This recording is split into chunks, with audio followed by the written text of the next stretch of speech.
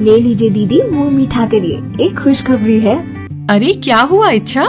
दीदी मुझे पूरे 5 करोड़ रुपए का इनाम दिया जा रहा है, वो भी एक विदेशी कंपनी द्वारा। अभी अभी फोन आया था, बैंक की सारी जानकारी भेजने को कह रहे थे, जिसकी मदद से मेरे खाते में पैसे डाले जा सके।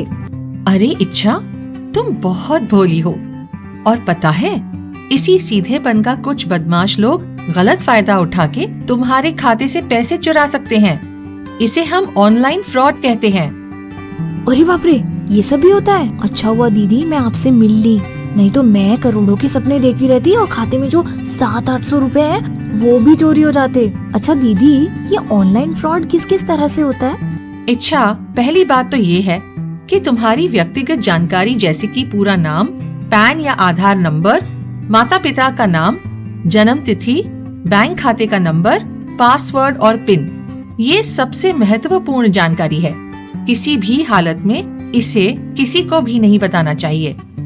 आज के माहौल में ऐसे कई रास्ते हैं जिनके जरिए धोखाधड़ी करने वाले तुम्हारी व्यक्तिगत जानकारी और बैंक खाते की सिक्योरिटी डिटेल यानी गोपनीय जानकारी मांग लेते हैं और फिर उसी जानकारी की मदद से तुम्हारे बैंक खाते से पैसे चुरा लेते हैं। ऐसा मुख्य 5 तरह से होता है। पहला, पैसा जिताने या ज्यादा कमाई का लालच देने वाले फोन कॉल, SMS या ईमेल द्वारा। इसे हम फिशिंग फ्रॉड भी कहते हैं। ये उन लोगों को अपना शिकार बनाते हैं जो नौकरी की तलाश में हो या ऑनलाइन कमाई के रास्ते ढूंढ रहे हो या फिर इंटरनेट के प्रयोग के प्रति जागरूक नहीं हो। किसी बड़ी कंपनी से बड़ी रकम या नौकरी दिलाने का झूठा वादा करके ये बदमाश भोले भाले लोगों से उनके बैंक खाते की जानकारी ले लेते हैं और फिर उसका दुरुपयोग करते हैं। दीदी लगता है मुझे भी शायद इन्हीं धोखेबाजों को फोन करना होगा। बिल्कुल। दूसरा तरीका है लिंक या QR कोड फ्रॉड द्वारा। इसमें कुछ बदमाश व्यक्ति किसी न किसी बहाने से, जैसे कि KYC अपडेट करना है या बिजली कटने वाली है या कुछ और, ये कह के तुम्हें UPI का पेमेंट कलेक्ट लिंक भेज देते हैं और जैसे ही तुम उस लिंक को क्लिक करती हो तुम्हारे अकाउंट से पैसे कट जाते हैं। ठीक इसी तरह कई बार दुकान में UPI पेमेंट वाले QR कोड को बदमाश व्यक्ति नकली QR कोड से बदल देते हैं और जब लोग उस नकली QR कोड को स्कैन करते हैं तो उनके अकाउंट से पैसे कट जाते हैं, लेकिन दुकानदार को मिलते ही नहीं। तीसरा तरीका है हानिकारक ऐप द्वारा। बहुत से लोग अपने मोबाइल में ऐप डाउनलोड करते हैं। अधिकतर ऐप अच्छे होते हैं, लेकिन कुछ ऐप ऐसे भी होते हैं जो चुपचाप तुम्हारे फोन से महत्वपूर्ण जानकारी निकाल के अपराधियों को देते रहते हैं। चौथा तरीका है ईमेल द्वारा।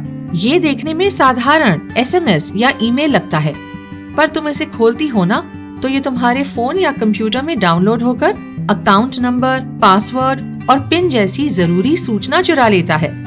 और पांचवा तरीका है वायरस द्वारा। ये एक प्रकार से इंटरनेट के कीड़े के समान है जो कुछ वेबसाइटों में छुपा होता है। जब तुम इंटरनेट इस्तेमाल करती हो तब ये चुपके से फोन या कंप्यूटर में आ जाता है और कुछ ही समय में सारी जानकारी चाट कर जाता है। इन 7 बातों का ध्यान रखना बहुत जरूरी है। इच्छा 1, संदेहास्पद फोन कॉल, SMS या ईमेल का जवाब या उन्हें अपनी जानकारी नहीं देनी चाहिए। 2, किसी अनजान व्यक्ति से आए लिंक को कभी भी क्लिक नहीं करना चाहिए और जहां तक हो सके QR कोड स्कैन करके पेमेंट करते समय QR कोड की सही होने की जांच करनी चाहिए। जैसे बीमारी से बचने के लिए हम टीका लगाते हैं ना, वैसे ही कंप्यूटर एवं फोन के लिए भी एक बचाव टीका होता है जिसे एंटीवायरस कहते हैं। हमेशा अपने फोन या कंप्यूटर में एक अच्छा एंटीवायरस लगाना चाहिए और साथ ही अपने फोन के ऑपरेटिंग सिस्टम यानी सॉफ्टवेयर को भी हमेशा अपडेट करना चाहिए। 3, जहां तक हो सके सार्वजनिक स्थानों में मुफ्त मिलने वाले वाईफाई या साइबर कैफे के कंप्यूटर का जरूरी कामों के लिए उपयोग नहीं करना चाहिए। इनमें कई सारे वायरस हो सकते हैं। 4, कभी भी अपना पासवर्ड इतना आसान नहीं रखना चाहिए जिसे कोई भी आसानी से बूझ ले, जैसे कि स्वयं या परिवार वालों के नाम, जन्म तिथि इत्यादि।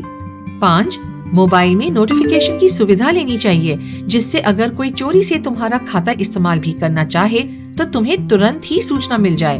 6, इंटरनेट इस्तेमाल करने समय ध्यान देना चाहिए कि ऊपर जहां वेबसाइट के नाम टाइप करते हैं वहां HTTPS के पहले लॉक का चिन्ह है या नहीं। अगर नहीं तो तुरंत उस वेबसाइट को बंद कर दें, क्योंकि वो सुरक्षित नहीं है। 7. अपने खाते की नियमित रूप से जांच करनी चाहिए और अगर कहीं कोई गलती नजर आए तो तुरंत ही बैंक को सूचित करना चाहिए।